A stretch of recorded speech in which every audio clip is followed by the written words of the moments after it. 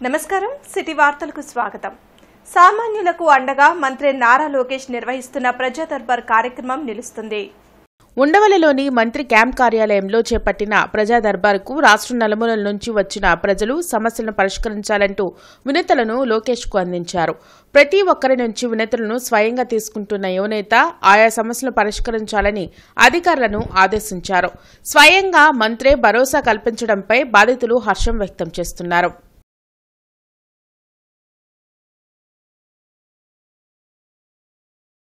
పేదలకు నిత్యావసర వస్తువుల్ని చౌక ధరలకు అందించడమే కూటమి ప్రభుత్వ ధ్యేయమని గుంటూరు పశ్చిమ నియోజకవర్గ ఎమ్మెల్యే గల్లా మాధవి అన్నారు.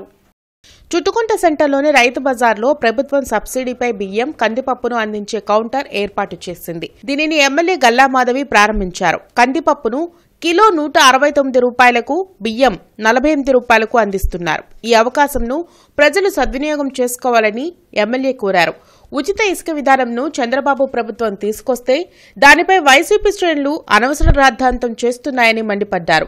ప్రభుత్వం మారినా అధికారులు ఇంకా మొద్దు నిద్రలో ఉన్నారని, అలాంటి వారిపై చర్యలు తప్పవని ఎమ్మెల్యే గల్లా మాధవి హెచ్చరించారు.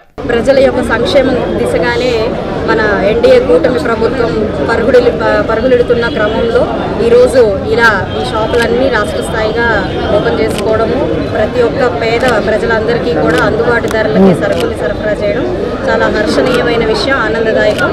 అది నేను ఈరోజు చుట్టుగుట్ట ప్రాంతంలో రైతు బజార్లో ప్రారంభించడం నాకు కూడా చాలా ఆనందంగా అనిపిస్తుంది. అంటే వారు స్వయంగా చేయాల్సింది ఈరోజు గడిచిన 5 సంవత్సరాలుగా పాపం వారికి ఎలాంటి దిశానిర్దేశం చేసే నాయకులు లేకుండా పోయారు. కాబట్టి రాష్ట్రంలో ఒక నాయకత్వం అనేది లోపభూయిష్టంగా ఉండడం వల్ల పాపం ఈ ఆఫీసర్లు కానివ్వండి, ఉద్యోగులు కానివ్వండి అదే మత్తు నిధుల్లో ఉన్నారు. ఇప్పుడు క్రమక్రమంగా నాయకులందరూ వచ్చి కూడా వారి విధుల్ని గుర్తు చేసే పరిస్థితి నెలకొంది. కాబట్టి రాష్ట్రంలో ఆ గుర్తు చేసే ప్రక్రియ మొదలయ్యింది. దాని పరంగానే వారు కూడా వారి బాధ్యతల్ని వారు స్వీకరించి సక్రమంగా పనిచేస్తారు అని చెప్పి నేను ఆశిస్తున్నాను. గుంటూరు తూర్పు నియోజకవర్గంలో డ్రైనేజ్ సమస్య లేకుండా చూసేందుకు తగిన చర్యలు తీసుకోనున్నట్లు ఎమ్మెల్యే నసీర్ అహ్మద్ చెప్పారు. మొండిగేటు వద్ద ఏర్పడుతున్న డ్రైనేజీ ప్రాబ్లంపై కార్పొరేషన్, రైల్వే అధికారులతో నగరపాలక సంస్థ కార్యాలయంలో ఆయన సమీక్షించారు. రానున్న వర్షాకాలం పూర్తి అయిన అనంతరం డ్రైన్ వెడల్పు పనులు ప్రారంభించి ఈ సమస్యను పరిష్కరిస్తామని ఎమ్మెల్యే నసీర్ చెప్పారు. మొన్న 2 రోజుల క్రితం మా మొండిగోటు ప్రాంతాన్ని పర్యటించి అధికారులందరూ కూడా సంప్రదించిన తర్వాత రైల్వే అధికారులతో మాట్లాడడం జరిగింది. ముఖ్యంగా అక్కడ బయట నుంచి లోపల సిటీ నుంచి వచ్చేటువంటి డ్రైన్ 4 మీటర్స్ ఉండడం, రైల్వే ట్రాక్ కింద ఉన్నటువంటి అవుట్ఫాల్ అయ్యేటువంటి దానికి అక్కడ 1.5 మీటర్స్కి లిమిట్ అవ్వడంతో వాటర్ బయటకు కొట్టేసి ప్రజలు ఉంటున్నటువంటి ప్రాంతాల్లో ప్రవహిస్తున్నటువంటి పరిస్థితులు ఉన్నాయి. దాన్ని ఇంకా ఎక్స్టెండ్ చేయాలని చెప్పి రైల్వే అధికారులను కోరడం జరిగింది. వాళ్ళు కూడా చాలా మంచి డిజైన్తో ముందుకు వచ్చారు. ఈ 4 మీటర్స్ ఏదైతే లోపల నుంచి వచ్చేటువంటి డ్రైన్ మురికి నీరుని బయటకు పంపించేటువంటి మార్గాన్ని దాదాపు 11 మీటర్స్కి ఎక్స్టెండ్ చేయడం, దానికి అవసరమైనటువంటి ఖర్చులన్నీ కూడా మున్సిపాలిటీ కార్పొరేషన్ ద్వారా మనందరం కూడా డీడీ ద్వారా కట్టి వెంటనే పనులు ప్రారంభించాలని చెప్పి కోరడం జరిగింది. కానీ ఈ వర్షాకాలం అయిపోయిన తర్వాత ఆ పనులన్నీ ప్రారంభించి ప్రజలకు అవసరమైనటువంటి మౌలిక వసతులన్నీ కూడా అభివృద్ధి చేసేటువంటి ప్రయత్నంలో తెలుగుదేశం పార్టీ ప్రభుత్వం సిద్ధంగా ఉన్నటువంటి విషయాన్ని తెలియజేస్తూ నూతనంగా ఏర్పాటు చేసిన ఎంఎస్ఆర్ షాపింగ్ మాల్ ని నేడు ఘనంగా ప్రారంభించారు. కొరిటపాడు పార్క్ సెంటర్ వద్ద ఏర్పాటు చేసిన ఎంఎస్ఆర్ షాపింగ్ మాల్ ను ఎమ్మెల్యేలు గల్లా మాధవి, నసీర్ అహ్మద్, బబ్లుగం సినిమా హీరోయిన్ మానస చౌదరి రిబ్బన్ కట్ చేసి ప్రారంభించారు. రాజధాని కేంద్రమైన గుంటూరులో నూతనంగా ఎంఎస్ఆర్ షాపింగ్ మాల్ ను ఏర్పాటు చేయడం శుభపరిణామమన్నారు. నగరవాసుల అభిరుచులకు తగిన విధంగా డిజైన్ చేసిన నూతన వస్త్రాలను మాల్లో అందుబాటులో ఉంచినట్లు చెప్పారు. నాణ్యమైన వస్త్రాలను అతి తక్కువ ధరకు అందిస్తున్నట్లు చెప్పారు. నూతనంగా ఏర్పాటు చేసిన ఎంఎస్ఆర్ షాపింగ్ మాల్ ను నగరవాసులు సందర్శించి ప్రోత్సహించాలని కోరారు. కార్యక్రమంలో షాపింగ్ మాల్ ఎండీ బెనర్జీ తదితరులు పాల్గొన్నారు. షాపింగ్ మాల్ సరికొత్త వస్త్ర ప్రపంచానికి స్వాగతం ప్రతి ఒక్కరికి. ఈరోజు ఈ ఏరియాలో కొరిటిపాడు ప్రాంతంలో ఇంత మంచి షాపింగ్ మాల్ ఇక్కడ ఇంతవరకు లేదు. వీరు విశ్రాంతమ్మ గారు, బెనర్జీ గారు దీన్ని ప్రారంభించారు.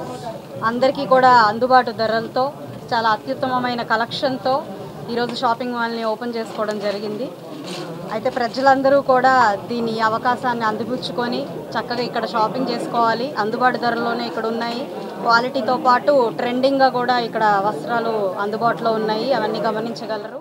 నాకు తెలిసి బెనర్జీ చాలా కష్టపడి పైకి వచ్చినటువంటి వ్యక్తి ఈరోజు ఒక నూతన ఎంఎస్ఆర్ షాపింగ్ మాల్ అనే పేరుతో ఒక కొత్త వస్త్ర ప్రపంచాన్ని గుంటూరు నగరానికి పరిచయం చేయడం, ఇక్కడ పూర్తిగా ఇక్కడ షాపింగ్ చేసేటువంటి వాళ్ళకి సొంతగా వాళ్ళు ఏ విధంగా అయితే పర్చేజ్ చేయాలనుకుంటారో వాటన్నింటినీ కూడా ఇక్కడ అతని టేస్ట్ని బట్టి తీసుకొని వచ్చి ప్రజలకు పరిచయం చేసేటువంటి కార్యక్రమాన్ని తీసుకోవడం జరిగింది.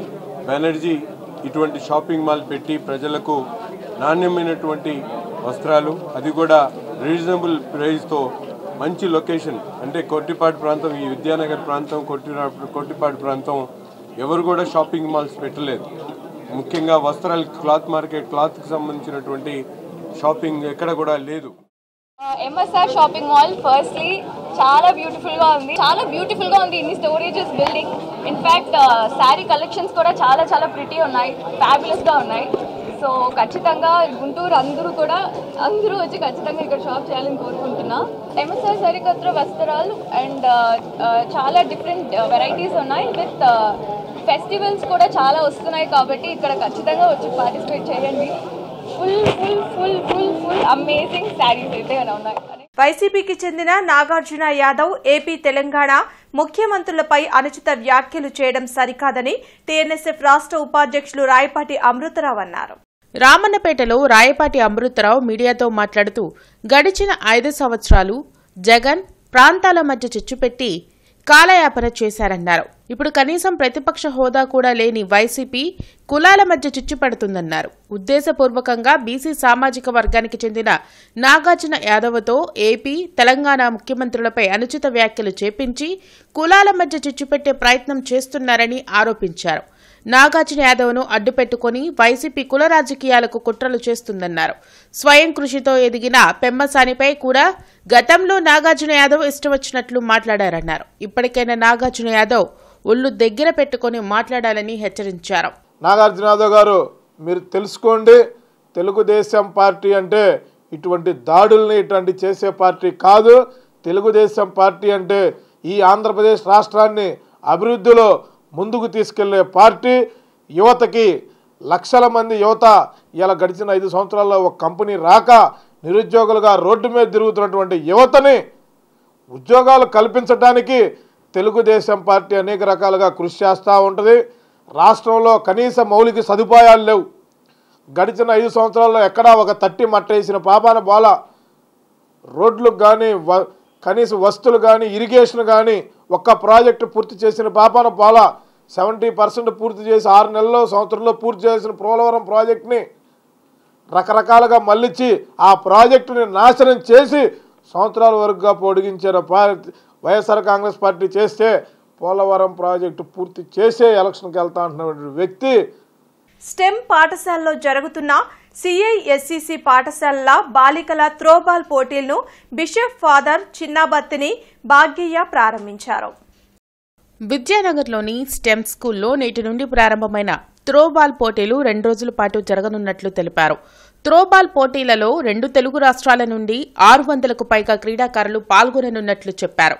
పోటీలలో గెలుపొందిన క్రీడాకారులకు ట్రోఫీలను అందించనున్నట్లు చెప్పారు. ఈ సందర్భంగా విద్యార్థులు పలు సాంస్కృతిక కార్యక్రమాలను ప్రదర్శించారు.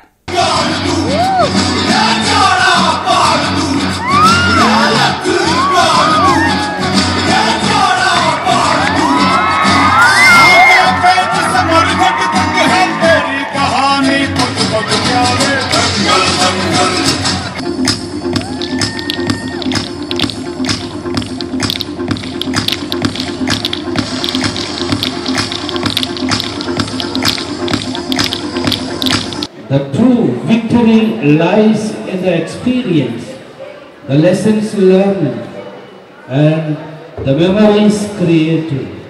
Take this opportunity to showcase your skills, build remark, camaraderie, and most importantly, enjoy every moment. కార్యక్రమంలో organising secretary father Bharat Reddy, principal Saveri, Suresh Kumar, క్రీడాధికారులు పాల్గొన్నారు. గత వైసీపీ ప్రభుత్వంలో జరిగిన ఎస్సీ ఎస్టీ సబ్ నిధులు దారి మళ్లింపుపై రాష్ట్ర ముఖ్యమంత్రి చంద్రబాబు శ్వేతపత్రం విడుదల చేయాలని డాక్టర్ బిఆర్ అంబేద్కర్, జాషువా పూలే పెరియార్ లిటరేచర్ ఫౌండేషన్ అధ్యక్షుడు విల్సన్ కోరారు.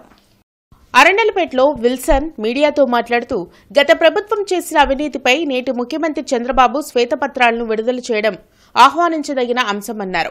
వైసీపీ ప్రభుత్వం ఎస్సీ ఎస్టీ సప్లాన్ నిధులను అప్పటి ముఖ్యమంత్రి జగన్ దారి మళ్లించారన్నారు. పలు అంశాలపై శ్వేతపత్రాలను విడుదల చేస్తున్న ముఖ్యమంత్రి వైసీపీ ప్రభుత్వంలో ఎస్సీ ఎస్టీ సప్లాన్ నిధుల్లో జరిగిన అవినీతిపై శ్వేతపత్రాలను విడుదల చేయాలని డిమాండ్ చేశారు. కరువు నివారణ కోసం ఏర్పాటు చేసిన గ్రామీణ ఉపాధి హామీ పథకం నిధులను కూడా వైసీపీ ప్రభుత్వం దారి మళ్లించిందన్నారు. పోస్టింగులు లేని దళిత ఉద్యోగులకు పోస్టింగులు ఇవ్వాలని కోరారు. కార్యక్రమంలో జయసుధ, వినయ్ కుమార్, సాంబశివరావు, విప్పర్ల ఈ ఎస్సీ మిగతా విషయాల్లో ఎట్లా అయితే శ్వేతపత్రాలు రిలీజ్ చేస్తున్నారో, పోలవరం అయితే ఎస్సీ మన ఎలక్ట్రిసిటీ విద్యుత్ అయితేవి, తర్వాత రాజధాని, వీటన్నిటి మీద ఎలా అయితే శ్వేతపత్రాలు రిలీజ్ చేస్తున్నారో, జగన్మోహన్ రెడ్డి హయాంలో జరిగినటువంటి ఎస్సీ ఎస్టీ సప్లాన్ నిధుల దారి మళ్లింపు మీద కూడా ఎన్ని కోట్ల రూపాయలు దారి మళ్లించారు, ఎస్సీలకు ఏమేమి అందకుండా పోయినాయి, గత ప్రభుత్వంలో 27 రకాల స్కీమ్స్ దళితులై పథకాలు రద్దు కాబడ్డాయి. వీటన్నిటినీ ఒక శ్వేతపత్రం రిలీజ్ చేసి దళితులకు తెలియజేయాల్సిన బాధ్యత ఇప్పుడు పాలకుడుగా ఉన్నటువంటి చంద్రబాబు గారిపై ఉంది. దయచేసి వాటిని ఆ శ్వేతపత్రాన్ని రిలీజ్ చేయవలసిందిగా కోరుతున్నాం. పలు సేవా కార్యక్రమాలు, మోటివేషన్ శిక్షణ ఇస్తున్న స్పందన ఈదా ఇంటర్నేషనల్ ఫౌండేషన్ ఉచిత హోమియో వైద్య శిబిరం నిర్వహించనుంది. రేపు ఉదయం నెహ్రూ నగర్లో శ్రీ ఆక్స్ఫర్డ్ స్కూల్లో వైద్య శిబిరం నిర్వహించనున్నట్లు ఈదా అంజిరెడ్డి చెప్పారు. డాక్టర్ చింతా రవీందర్ వైద్య సేవలు అందిస్తారని, ఈ కార్యక్రమంలో ఫౌండేషన్ వ్యవస్థాపక అధ్యక్షులు డాక్టర్ ఈదా శామ్యూల్ రెడ్డి పాల్గొంటారని తెలిపారు. పరిసర ప్రాంత ప్రజలు సద్వినియోగం చేసుకోవాలని సూచించారు. ఈ వార్తలు ఇంతటితో సమాప్తం. నమస్కారం.